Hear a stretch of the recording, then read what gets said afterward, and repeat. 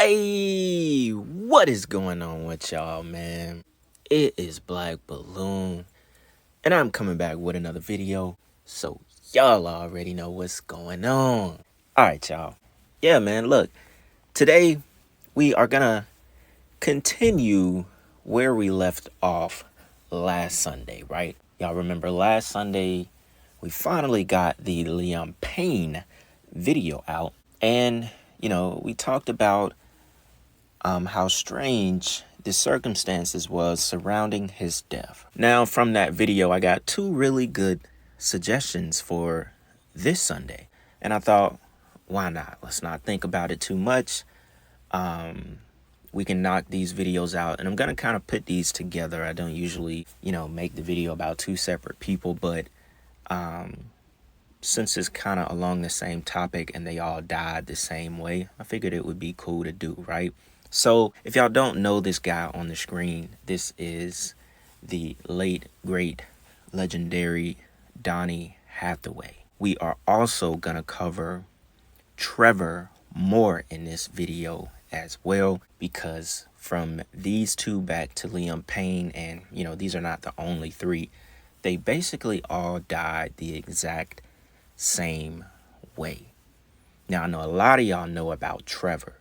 When that was suggested to do a video about it, it got a lot of likes. A lot of people have done videos and have, like deep feelings for what Trevor did as a comedian. So I know a lot of y'all know about him. I know a lot of y'all know about Donnie Hathaway as well, but he's not talked about in, like, I guess the conspiracy world of how he died. But the numbers, man, they do not lie.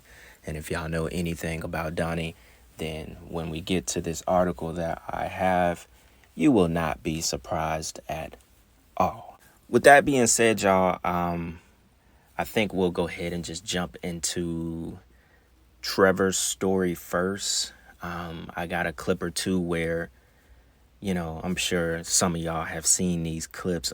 We'll try to squeeze them in this video without getting copyrighted. If I do get a copyright, I may have to cover the screen with the image, which would be unfortunate because it kind of takes away from the video, but it is what it is, right? So Trevor was like one of those comedians to me that, some people would call it satire, some people would call it like, he's telling the truth through jokes, but I saw it more as, like how Cat Williams will do, some comedians who like to tell the truth through, joking.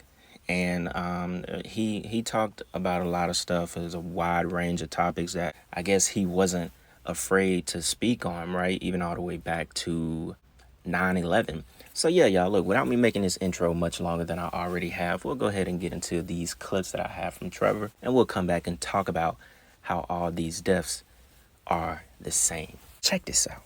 Hi, I'm Trevor Moore. Did you know that it's illegal to say I want to kill the President of the United States of America? It's illegal. It's a federal offense. It's one of the only sentences that you're not allowed to say. Now, it was okay for me to say it right then because I was just telling you that it's illegal to say I want to kill the President of the United States of America. I'm not actually saying it.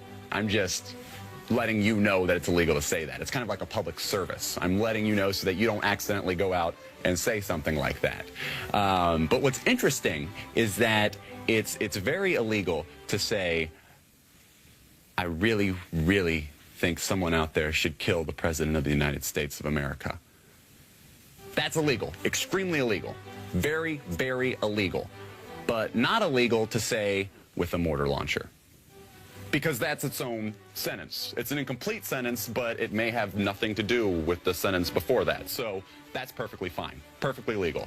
I also found out that it's incredibly illegal, extremely illegal, to go on television and say something like the best place to fire a mortar launcher at the White House would be from the roof of the Rockefeller Hewitt building because of minimal security and you'd have a clear line of sight to the president's bedroom.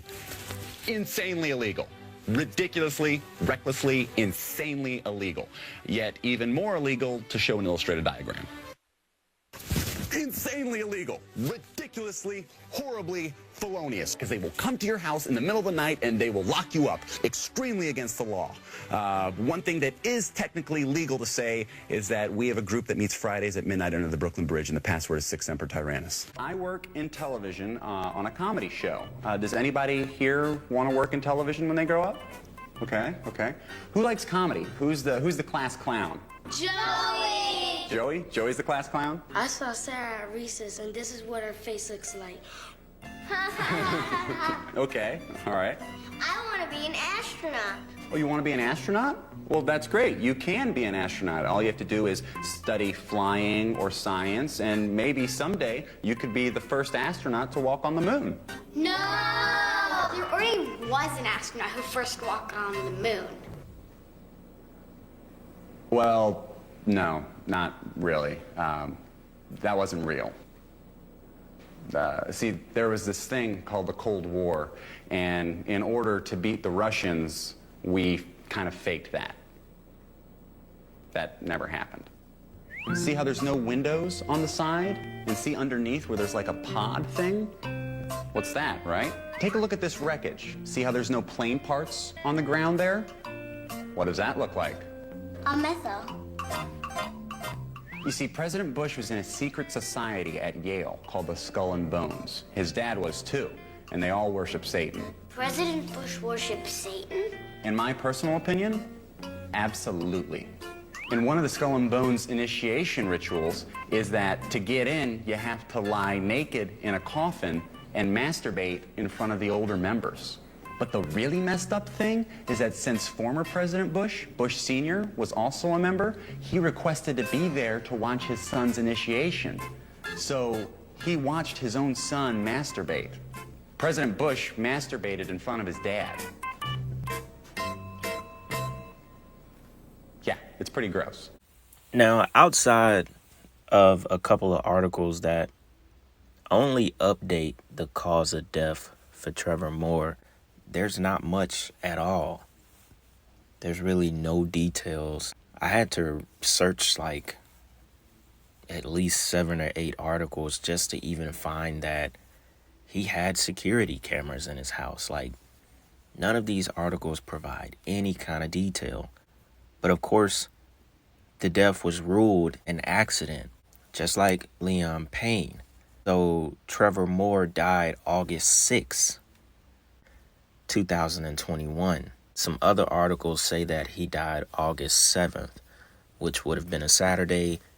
The 6th would have been that Friday. So I'm not even sure what day he actually died.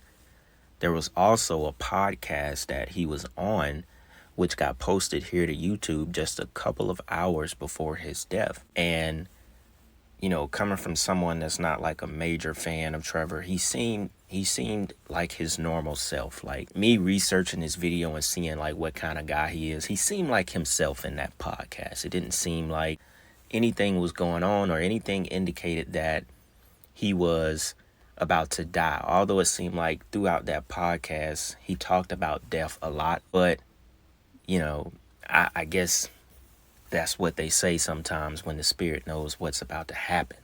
It was also a little eerie that he was on Joe Rogan.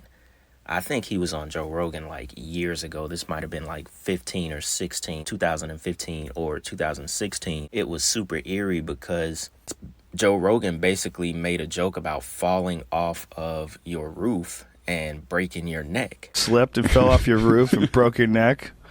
That would be a sad funeral. Slipped and fell off your roof and broke your neck? That would be a sad funeral. This stupid fuck. I couldn't really tell if he was talking about Trevor just in like a joking way, that someone falling off of their roof and breaking their neck. Like, damn, that would be stupid.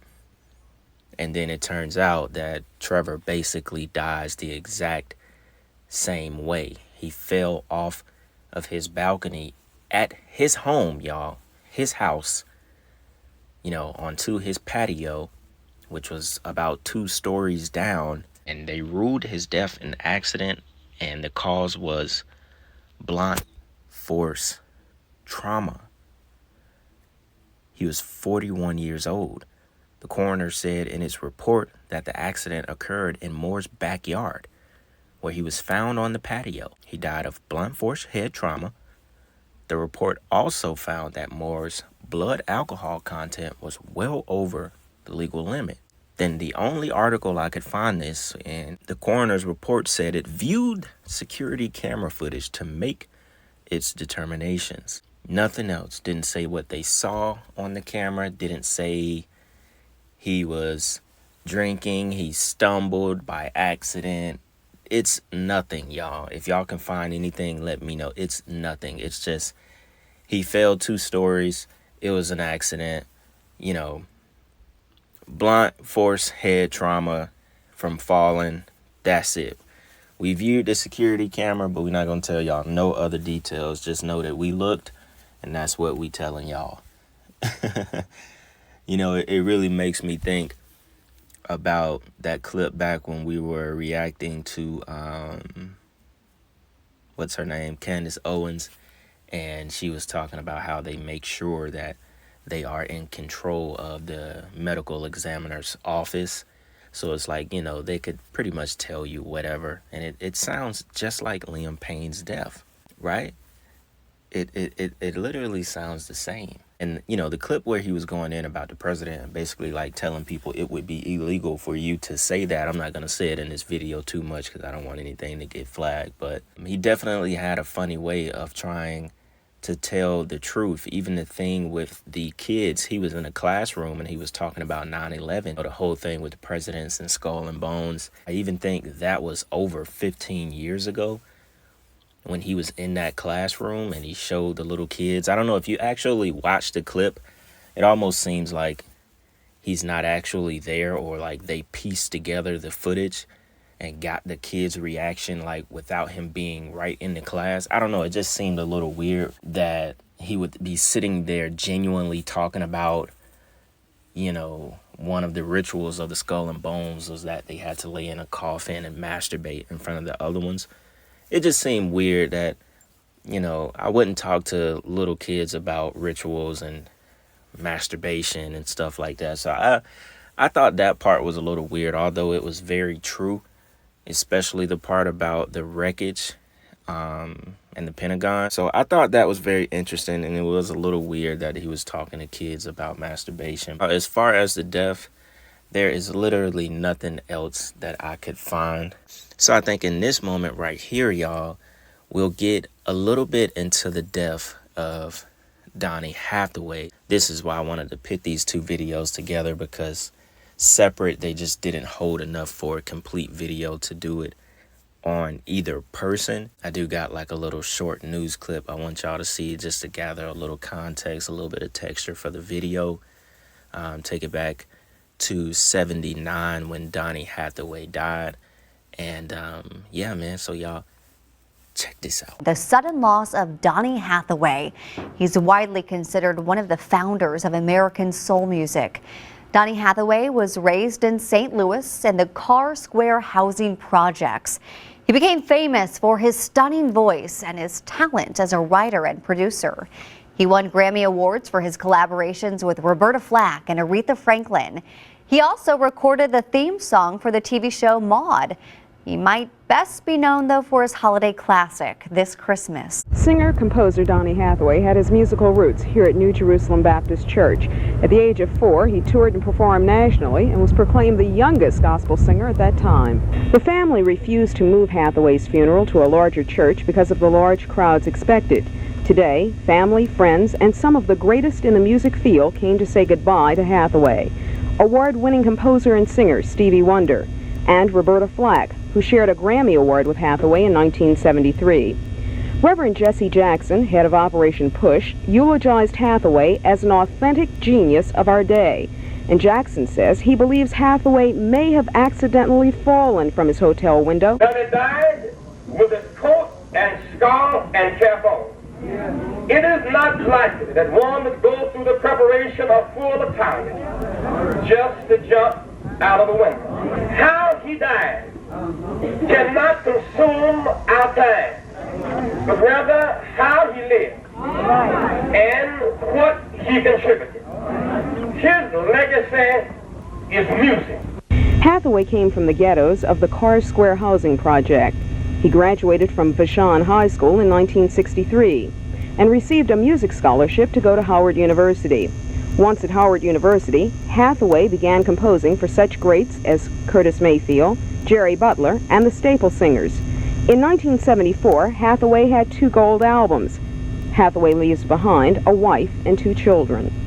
All right, y'all. So I thought that was like very cool to find news as it happened, right? Because it can take us back to the end of the 70s, 79 to be exact. That was Jesse Jackson that was talking at the end of that clip, basically sending Donnie Hathaway off. Maybe a lot of you will go and listen to his music after this video. I'm not sure. But I know I sure did listen to a couple of songs. And, This Christmas being a song that was probably remade so many times by different artists since he's died is truly like a magical song. His voice definitely was amazing. Obviously, that's, he has a lot of different music that he wrote, that he sung himself. But truly, his voice was amazing with no auto-tune, not much of any mixing. Back then it was just pure, probably a little bit of ambience, a little bit of reverb. It was just pure back then. And he was definitely super ultra talented. You could see why they called him a genius of music. But look at what we have here, y'all. So what do y'all notice about this article? I just felt good finding this stuff. I found the news clip from 79, and guess what? I found a Washington Post article from 1979, y'all. Yes, this article was published in 1979. This is the original article from when he died. I thought this was super cool. So what do y'all notice right off back? Right here in the first sentence. We don't even got to go nowhere else. Video's over. We already know what happened. Video's over. Guess what they called this one? An accident. They've been doing this, y'all. They was doing this back in the 70s. Unfortunately, Donnie Hathaway, 33 years old, a songwriter and singer who had 2 gold record albums in 1972 and won a Grammy in 1973, fell 13 stories to his death Saturday night from his room in the Essex House Hotel in New York. They suspect that he unalived himself because the door to the room was locked and there was no evidence of foul play. Police said no note was found in the room. Video's over, y'all. They sacrificed him at 33 years old and he fell 13 stories to his death. Right there. The numerology is strong with his death. And when I found this article, mind you, like I said, this is the original article from Washington Post 1979. This is as close to the truth that we're going to get as far as the numerology that he fell 13 stories. I saw some stuff where they said it was an accident, and I saw other things or clips where they said he unalived himself. In the clip we just watched, they said that it was not him unaliving himself, but I had to edit it out because they used the S word and I don't want this video to get flagged. If you heard Jesse Jackson, I know it's kind of hard to hear, but go back and put your ear to the phone if you have to. He said Donnie Hathaway dressed up. He died in his coat, scarf, and something else I couldn't make out. But basically, he dressed up. And what he's trying to tell you is that he is not finna dress up in order to fall 13 stories out of his hotel. So he got cozy, he got warm and dressed up nice, and he just decided to go ahead and end it all. So no, it was not an accident. He did not unalive himself. Donnie Hathaway was sacrificed at the age of 33, y'all. And this let us know, they've been doing it by the numbers for so long. Just another murder by numbers. another soul the devil came and collected. You know, another soul given up by the industry. And their way of controlling the media and controlling the outcome of what we hear, what we know, how, much information they're willing to, let us know. It's been going on for so long, y'all. You think about it back then in the 70s, 79, early 80s. Some people probably knew about this stuff, but like, imagine with technology and all that, you being a teenager, no internet, no none of that. We would have no idea that they were sacrificing his people. You would just be like, oh, okay, he died at 33, cool. Sad. You giving all your energy to it, you sad. Like, imagine being a teenager, imagine being 20 years old in 79. No internet, no nothing. You're not getting on Instagram and seeing that he died. You got to wait for articles to come out. You can't even see the article on your phone. You probably got to go down the street, get it from the store, get it from a stand, see it on TV the day it happens. You see none of this stuff.